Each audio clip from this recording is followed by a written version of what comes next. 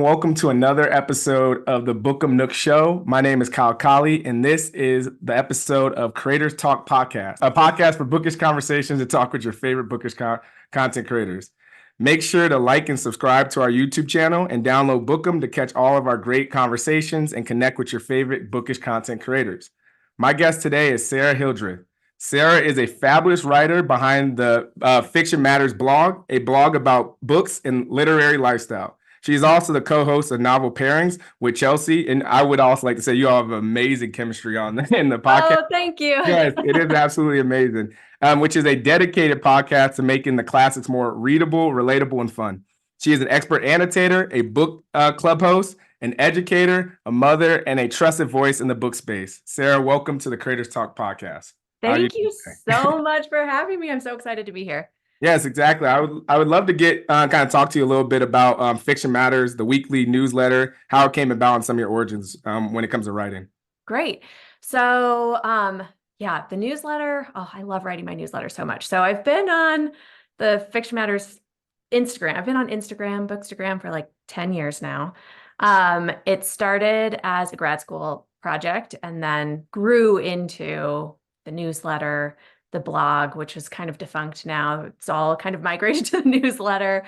And then hosting this podcast and having the book club over on Patreon. My newsletter itself started, I've been writing my newsletter about 5 years. And I started it because one day my husband was like, you should have a newsletter.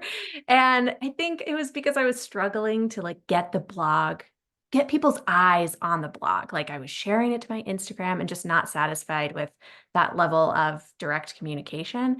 And he subscribed to like a bunch of music and sports newsletters.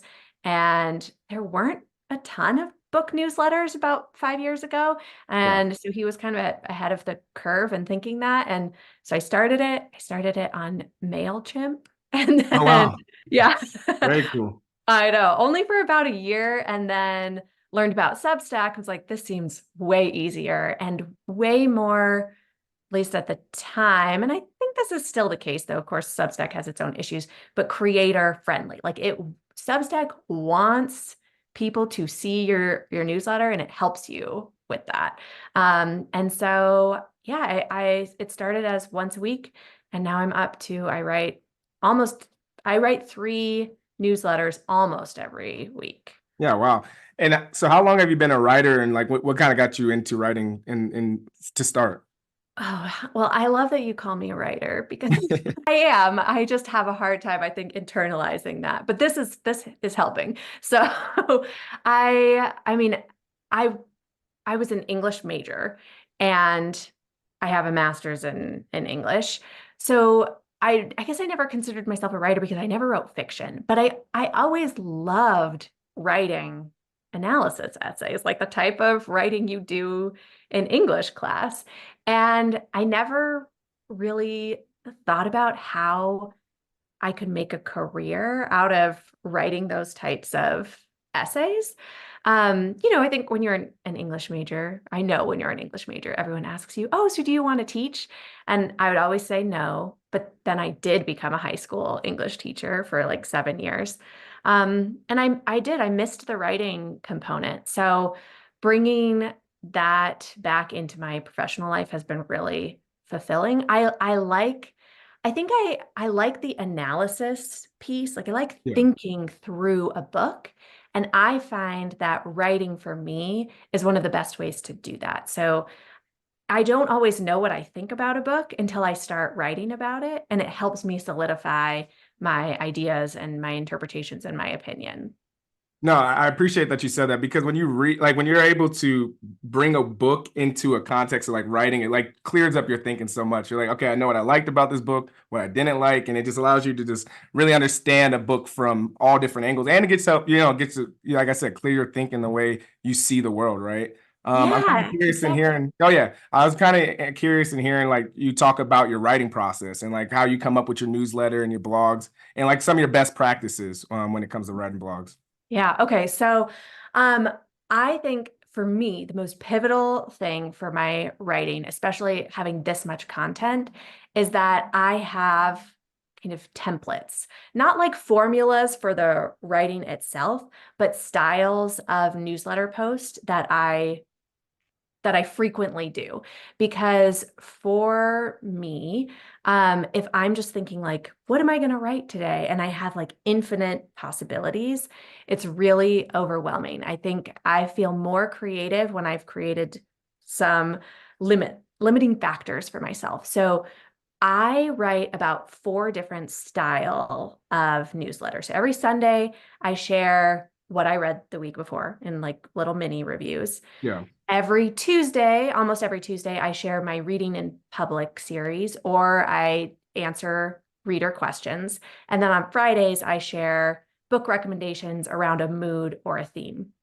And having those limiting factors, I feel so much more creative, especially within my reading in public series, which is all about like how I read, what it's like to be a public facing reader, Yeah. and just some of the things I'm thinking about, like the literary world.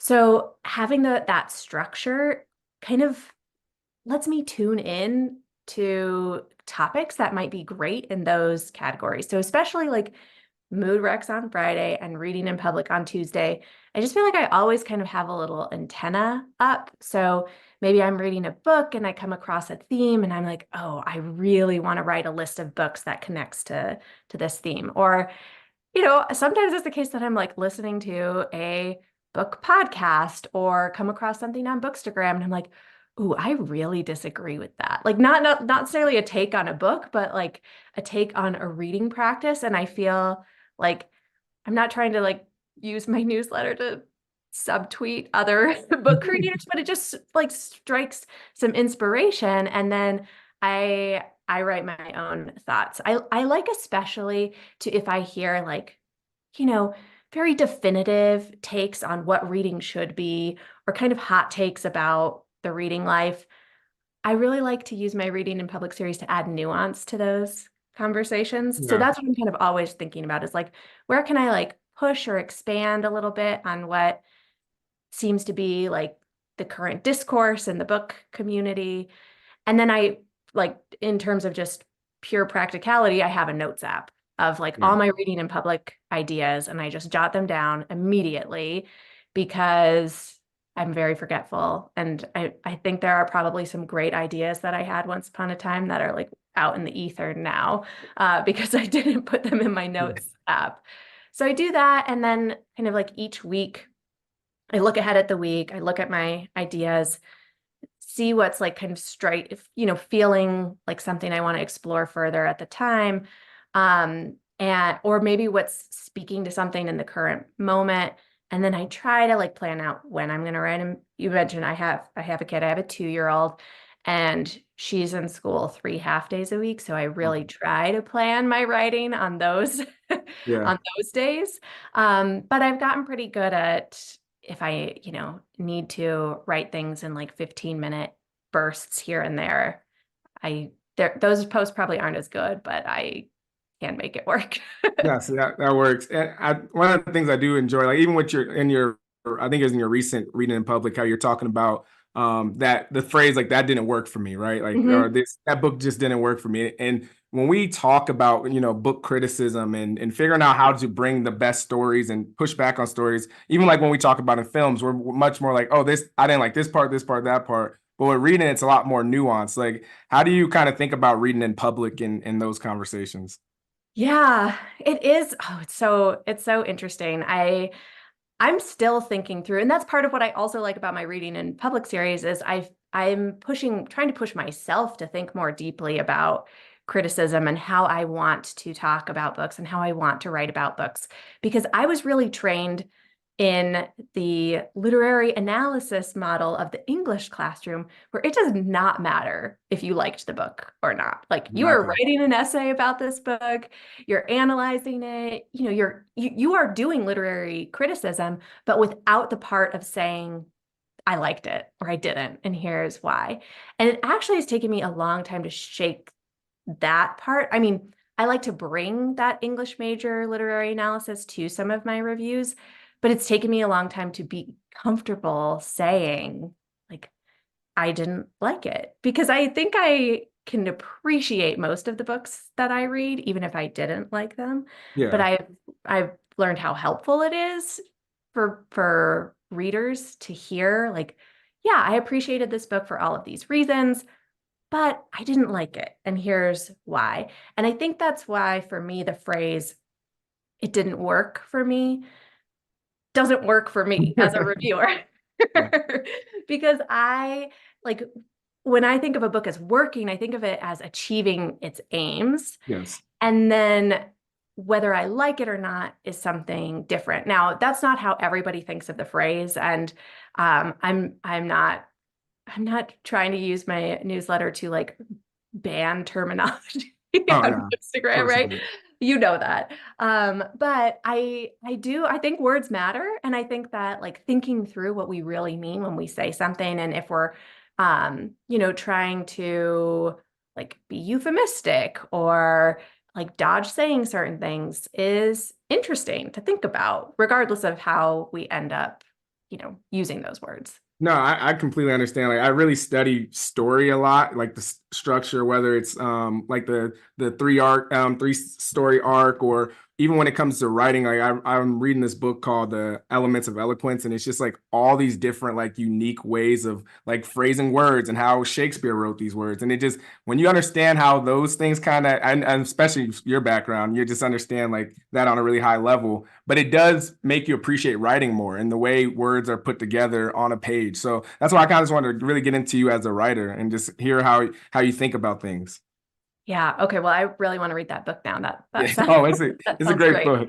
And then also, as from a creator perspective, you've been able to build a really big following on Instagram as well as your newsletter. I would love to hear how you kind of think about building community and staying like engaged and sustaining a community as well. Yeah, it's tough. I I think with Instagram, I do think largely I got really lucky. I mean, my account existed before Bookstagram really was a Yeah. thing. It was already there, and then more people started talking about books on Instagram, and it got big. Posting every day used to be like the The surefire thing, yeah. thing. Yeah, and that's definitely how it got as big as it did. I posted every day. Um, at this point, like my growth on Instagram is non-existent. Actually lost a ton of followers right after my daughter was born. I think because I stopped posting every day. Yeah. Um, but I still, like you said, I like to think about it in terms of community and engagement. And so I've tried to kind of fine tune, like, okay, why am I on Instagram and how can I use it? And it Yeah. really is about that connection. Like I do love some of the story features. Like I love that question box. I like want to be in that question box every week. I like when people ask me about like, what do you think about this book? I love weighing in. I like when people ask me like, here's where I'm struggling in my reading life. I like giving book recommendations on Instagram and stories, but it's pretty time consuming, so I don't do it as much as I would if I had the time. I love that like immediate kind of back and forth. It's super fun. Um, and I try to be like relaxed about the growth piece and just connect, because I think the other way I like to use Instagram is to share what I'm doing elsewhere. And building my Substack has been really, really fulfilling because I have a lot more control over that. Like it goes directly to people's email. Yeah. You can choose to open it or not, but at least I know it's getting there, which is Yeah. different than an Instagram post. And in terms of building that, I think it's really largely about consistency. Like I've seen a lot of bookish content creators start Substacks and drop off because it's pretty demanding to A lot of write a work. Yeah. newsletter every week. And I think people need that consistency to keep reading, especially as people are reading more and more newsletters and they have to make decisions about their time and what they're going to invest their time in. Substack also has like great features to help promote content. There is a bit of like an algorithmic component to it in terms of like if you subscribe to one newsletter, it will suggest some others that are similar to see if you want to subscribe to them, that kind of thing. So that's helped build growth over there. And Substack, I think for me has been a great place for conversations in comments. Yeah. There's also Notes, which is like its own version of Twitter. Tweets. Yeah. Yeah. Yeah. Um, which is fun. But I used to have a lot more conversations in Instagram comments, and I feel like those have, if not fallen off, at least like they're just much quippier. They're back and forth, and people will write like paragraphs of comments on Substack posts, and it's so fun. Like they're weighing Nice. in Yeah. with It's their own refreshing. writing. Yeah, it's so cool. And then like I get to comment back. So I really, really love that space for building community too. Yeah, and I love that you talk about that because with even what we're building with Bookum, it's all about like Yeah. allowing creators to have their algorithm back, have their community back. Like the idea of like I want my post to be seen by all my people, all the people that have followed me and enjoyed and appreciated me. And so kind of talked about it, but I did want to hear like how you think about creator memberships as well as audience and kind of dictating what the add how do you add value to your paid audiences versus like the algorithm and stuff like that. Yeah, Yeah. yeah.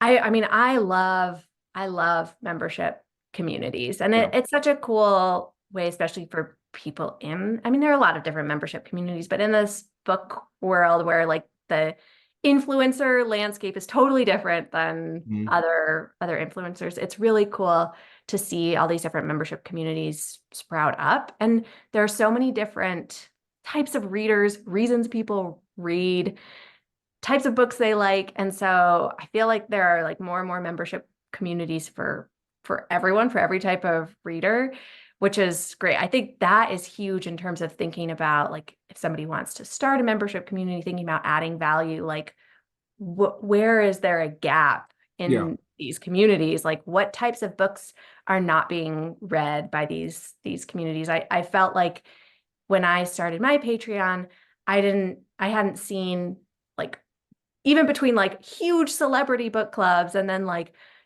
book clubs happening on Instagram and things, like the type of more literary books that I like to read. And so that's kind of what I went with, like backlist literary, like that's where I put my time in. So like adding that value in terms of things that you enjoy, but that you think maybe other people are missing in their reading lives or their subscriptions. I think also like I said, I like having like more nuanced conversations. I like the back and forth. And so it's really nice to be part of a smaller community Yeah. sometimes than the entire world of Instagram. Like it's nice to be able to like really hash things out and dig into both the problems and the excellent parts of a book. That doesn't always like translate on Instagram, right? Like, I think you try to post a really thoughtful review and people see like the one negative thing you wrote and they're just like, oh, I'm not going to read this, or like, I loved this book, like how dare you say that, or I stopped putting star ratings in my reviews because I think that sometimes when people just scroll to see like how many stars somebody gave a book and don't read the review at all. So those smaller communities where you get to have more nuance and back and forth, I think is really fantastic. And that's part of the like, that people are seeing your content. So that Exactly. people are seeing like the whole picture and not just this one review. And then they're, deciding what you like to read and who you are, or if you're a bad person based on this one post. Like you have developed more of a relationship, and somebody like people see you as a creator as more of a whole person, which is really nice. Exactly. Speaking of reviews, like, one of my favorite podcasts that you did, I think it was the end of last year, was Reading in Public. It was a conversation with Tracy. You all talked, and Tracy from the Stacks, and you all talked a lot about book criticism. I'm curious to hear what were your biggest takeaways from that conversation and your thoughts about the future of book reviews when it comes to book bombing and all those things that happen. Yeah. I love that conversation too. Tracy is so smart, and so fun to talk to. I think for me personally, the biggest thing was like to loosen up a little bit about book reviews and be okay with just being like, I didn't like that, and that's okay. Yeah. I wouldn't say I was fearful of posting negative reviews before, but I just like was really like way more in that literary analysis, English major mindset.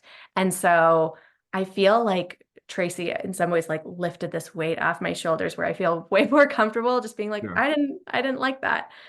I also really thought her point about reviewing every book that she reads was fascinating. So she talked about how she reviews every book that she reads because then somebody gets the whole picture of her taste and like maybe knows, oh, Tracy didn't like that book, so I'm going to like it. And the value Yeah. in that was really interesting. I review most of the books that I read, but she like encouraged me with that conversation to try and make those even more visible.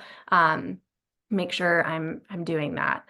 I I think, I think there are still a lot of creators who are afraid of posting negative reviews.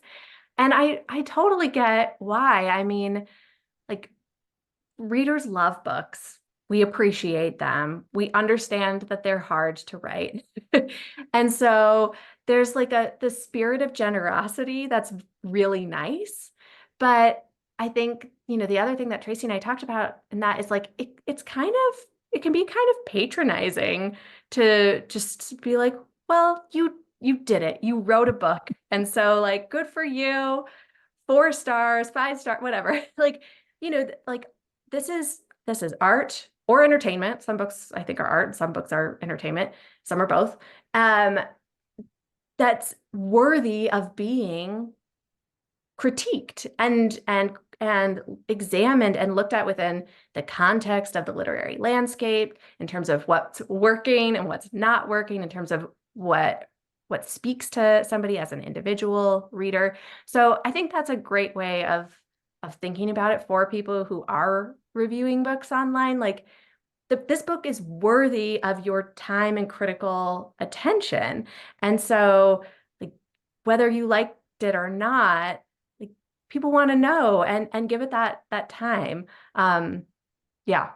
Yeah, and so I've been doing like book content creation since Yeah. 2016. And I know when we first came in, you'd get those like advanced reader copies and you'd be like, Yeah. oh my God, a publisher finally saw my page. And I'm so happy to just and I think that also lends to how a lot of the niceties of like, oh, I got this book for free. I can't say that it was not less than or a 4 star, 5 star. I know you Mhm. don't really get paid for, I know you don't get paid for book reviews, Right. but I'm curious to hear about your thoughts about what I kind of talked about when it comes to advanced readers copies. And do you feel an obligation to market to your audience when you get these reviews? Like, do you feel like you have to have, I know you kind of talked about it now, like the positive feedback is not always, you have to do it, but I'm just curious how you think about giving a lot of your free publicity to these type of books, whether you like them or not. Yeah. It's a really interesting model, isn't it? Yeah, it is. I mean, um, definitely when I first started getting advanced copies or just free books, I 100% felt that way. Like I'm sure if you like went back to like, yeah, 2016 in my Instagram feed, I probably said that I liked books that I like did not like. I'm sure. Um, but I think as I've gotten more established, and that's just become like the landscape of this marketing world, I'm definitely more comfortable, and I hope other people are comfortable like saying that they don't like a book that they got for free. um I mean, yeah, I think that's really tough. I know a lot of smaller accounts especially still feel like they can't say negative things as they're trying to establish themselves with these publishers and become like a reliable source for the publishers, because I mean, it's kind of this interesting system that I feel like publishers have created where like they've created this demand for the arcs and like competition for them. So then people feel like lucky to get them and then don't realize that we're doing work for free. Exactly. Um, and I mean, like readers love books. Readers do feel lucky to get the books, but again, nuance, right? Both things can be true that we want the book and it's still work that we're doing for free. I struggle with this because I would not want people to be paid to review a specific book because I wouldn't trust that review. That's just like not how I think art criticism works. But I've thought about this, and this is my solution. This is what I think publishers should do. So I know that Sephora has this model where they work with beauty influencers or skin, whatever, those types of influencers. And it's like they sign them up for a year, and it's like you can try all of these Sephora products, and you have to share about a certain amount in a certain amount of time through a certain number of posts. But they're not dictating which products you are champion, are marketing. I think that's what publishers should do. Like have an application open, choose a certain, however many, whatever they have the budget for of influencers, where it's like, you are a Penguin Random House influencer this year. The expectation is that you choose 12 books over the course of the year that you love, that you're going to post about in different ways. That work is paid for, but it's not somebody saying like, you have to post this book and say that this book is good, and maybe it's 4 books, right? Like depending on the size of the imprint and the publisher. But I feel like that could work. I think I would still trust those reviews. I think people would still trust those reviews. And I think it would show, like, be respectful of the amount of work that goes into this stuff.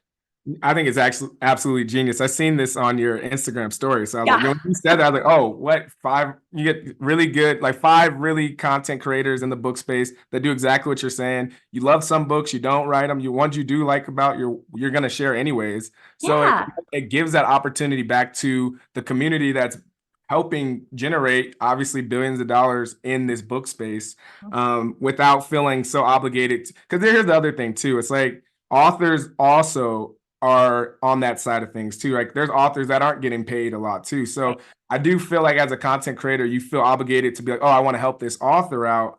But then they're not even getting not all the some, it's always going to be different, but they're not even getting compensated the way it is. So I think that what your idea does, it helps all parties, right? In different ways. You also do podcasting. So I wanted to know what kind of inspired Novel Pairings podcast. And obviously I said earlier, I love the chemistry. So just how you all, you and Chelsey play off of each other. Oh, thanks.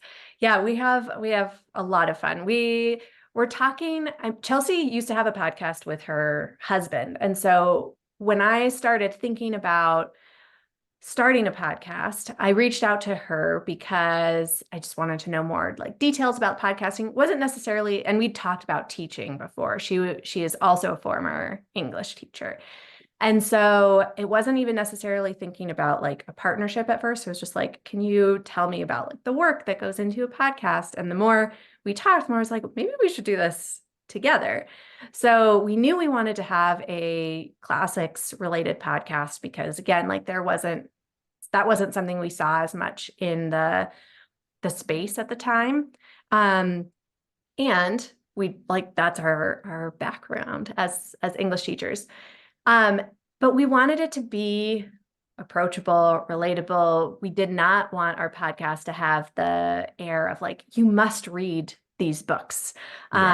And so we came up with the idea of pairings.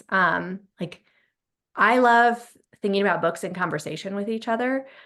I think that those are some of my most valuable reading experiences are not necessarily like, oh my gosh, I love this book, but wow, like I'm seeing, like right now I'm reading Brideshead Revisited for the podcast, and I'm seeing all of these like connections to Kylie Reed's Come and Get It.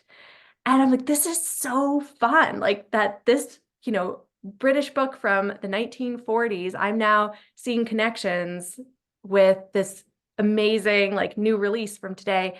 I love that. And so that's kind of how we came up with the pairings idea, like that our our podcast could feature the classics, allow us to discuss the classics, tell people kind of whether we think this is a classic that's still worth reading or not.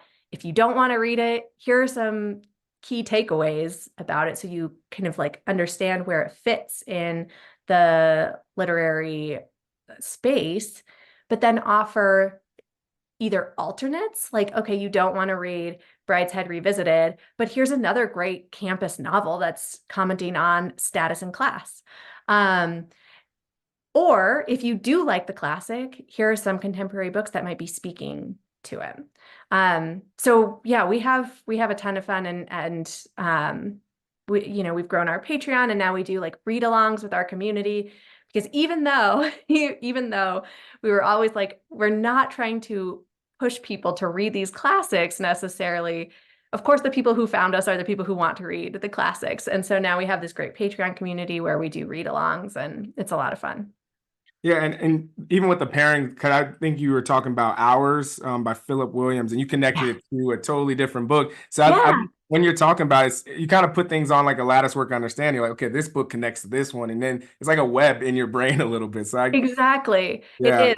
I think my brain just kind of works like that, but it's also like the more connections you make, the more you see. yeah. So because I read a lot of founder stories, so I read like a lot about movie directors and stuff. So I saw like how George Lucas from Star Wars was able to create Industrial Light Magic, and it connects to Pixar with Steve Jobs, and it's crazy how these things start to happen. You're just like putting things on a map almost. Yeah, it's like creativity is just like Yeah. bouncing around between creatives, and it's really cool to make those connections. Yeah, so I want to talk a little bit about books a little now. Like, what's a classic you would recommend to readers in 2024 that matches the times that we are kind of living in today?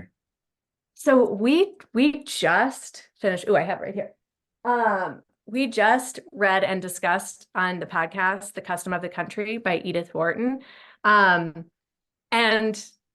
I think this book really speaks to a lot of our moment, especially like a lot of social media experiences. It's about a woman who she's a social climber, and she does not care like who she steps on along the way. She's going to get the things that she wants. But the other thing is that she never knows what she wants until she sees that somebody else has it. And I just feel like that really speaks to our Instagram age of just Yeah. like, just never feeling satisfied, just being shown way too many different lives than we should ever be exposed to. There's good things in that, right? Lots of good things in being exposed to different lives than we would have outside of it. But there's also this element of desire and like feeling the need to keep up. And this book really, really speaks to that. Yeah, that's awesome. I'm definitely I'm gonna write it down and get it. I'm gonna make sure to add that to my list because that sounds It's awesome. real and it's fun. Yeah. And speaking of books, I also want to know like what's your process for picking your paperback summer reading guides? Oh yeah. Okay. So my paperback summer reading guide, it is one of my favorite projects that I do. And I'm doing it a little bit differently this year. So because it's paperback, I'm pulling backlist titles. And so I've always so far pulled books that I've read in the past, as well as like vetting new titles. Again, limiting factors, very important to me because if I'm just like anything backlist, it's way too much. So over the years, I've come up with some sort of categories that really work for my summer reading and that tend to land well with my audience as well. So like long and leisurely books, like really like thick paperback tomes or books that feel like summer. My community really loves no plot, all vibes books. So I have those categories and I think about books that I have read that fit into them. But then I try to find new to me backlist books that can fit. So last year, the paperback guide was like the biggest it's ever been. I think it was 48 books. This year, I'm trying to make it smaller and just focus on new to me books or books that I at least haven't really shared other places very much. So I think it's going to be like 20 to 25 titles as like the main featured books. I'm working on reading some now, and I have like 3 for sure books and a bunch of maybes that I'm working with. And then in addition to that, I'm going to add a feature of the guide called Reading Rabbit Holes, which are baby books that I've featured in the past that speak to each other in some way. So this will be for people who are like, yeah, I really want a like little book bundle that focuses on a specific topic. So right now I'm like, in my notes app trying to figure out what those topics are going to be. So it'll still be a lot of books, but like 20 books that I haven't featured before. And then some of these reading rabbit holes that are a mix of books that I haven't featured and ones that I've loved for a long time. The guides always they make me so happy. Like the amount of work you all put into them is just amazing. Even like I seen like Anne Bogle does it. Like whenever I see those guides and just the quality of books, it just, you can tell you all put a lot of time into it. So that's why I was really curious of how you do it. Oh, thanks. Yeah, it's so much fun. And I'm always like, is there going to be a tipping point where there are too many of these guides? And probably, but so many readers I know are just like, more is more. Like, give me all of the Exactly. guides, especially when people have such different tastes. It's really kind of fun. And then I know mine is all backlist, but I know people get really excited when like a couple of the front list guides have overlap and they're like, oh, both like Sarah's bookshelves and Anne Bogle, like okay to this book. Like I'm Time to definitely gonna go. read this Yeah. one. Yeah. The last question, I'm curious about how for you to share about your book club and what are some, anticipated books of 2024 you're looking for. Yeah. Okay. So my book club is on Patreon, and we actually read 2 books together a month. I mean, not everybody reads both books each month, one backlist. And then last year I added what I call the Buzzy Book of the Month. Um, and I did that because we have this very active Discord, and there would always be people reading the same buzzy book at this like same time. Mhm. And it's like, we're already talking about this. Like, let's make a Zoom, let's formalize this, let's talk. And my book club loves to get kind of meta and deep with it. So we like to talk both about the buzzy book itself and like, why is this book getting buzz? Like, why is this the book of the moment? So we have a ton of fun. I think our first one was Demon Copperhead. And we did a bunch of like buzzy books last year. So in March, yeah, this next month, we're reading our official book club book is Stolen by Anne Helen Lestadius. So this is our backlist one. My book club loves reading books in translation, so I'm always trying to find more. And then we're reading Martyr as our buzzy book. So we Oh try to yeah, read the buzzy book like a couple months after it comes out, so that people who are library people can, get their hold and makes sense. read it, because not everyone wants to or can like purchase the hardback right away. So we're going to be, I mean, we've only planned out a few months in advance. But I think what I'm most excited to read with the book club is James by Percival Oh Everett. yeah, that's gonna be good. And Yeah, yeah, American Fiction and then Erasure. That, oh my God, yeah, that whole, yeah. yeah. Actually, before we get out, just give me rapid fire. But I'd love to hear what would you like to see more in the book world, and what would you like to see less from in the book world? Okay, so more in terms of the books themselves, novellas. I think Okay. let's bring back novellas. I love them. Last year was my like year of big books, and I do love a big book, but like now I think this is gonna be my year of novellas. And also more nuance. I mean, like it just more talking about books with complexity. I crave that. And I know it's happening, but more is good. Less of in terms of the books, too much less summary on the back cover. There's too much summary. I feel like so many covers give away way too much that's going to happen. And then, okay, this one's going to be controversial, but I want to see less DNFing. DNFing did not Yeah, finish. good enough. I'm not saying no DNFing. I know we all have limited time. There are so many good books, like read what you want, all of that. But I think there's so much value in reading a book that you don't love. It really helps like inform your own sense of taste it helps you think critically. Like, so don't finish every book you don't like, but maybe once in a while just say, okay, this one, it's not too long. I'm going to finish it just for the experience, just for the exercise of finishing a book I don't love. I love it. Before we get out of here, please let us know anywhere we can connect with you and anything you would like to share that's coming up this year for you. All right. So you can follow me on Instagram at Fiction Matters. I try to share everything else over there. If you want to actually talk books with me, especially those like literary fiction picks, I'm on Patreon, patreon.com/Fiction Matters. And then you can listen to the Novel Pairings podcast anywhere that you listen to podcasts. We're there. And our Custom of the Country episode actually just dropped yesterday. So anyone who is curious about that book that's sitting in your podcast player, you can go listen to us talk more and hear what we paired with that Edith Wharton book. And I can't give away yet what our big novel pairings book that we're reading this summer is, but we are going to be conquering a huge book together, reading it slowly over the course of 2 or 3 months. And I think a lot of people might be interested in following us to hear what that is and maybe joining us for some summer reading. Thank you so much, Sarah, for your time. And it's been a pleasure talking with you today. Thank you. This was great.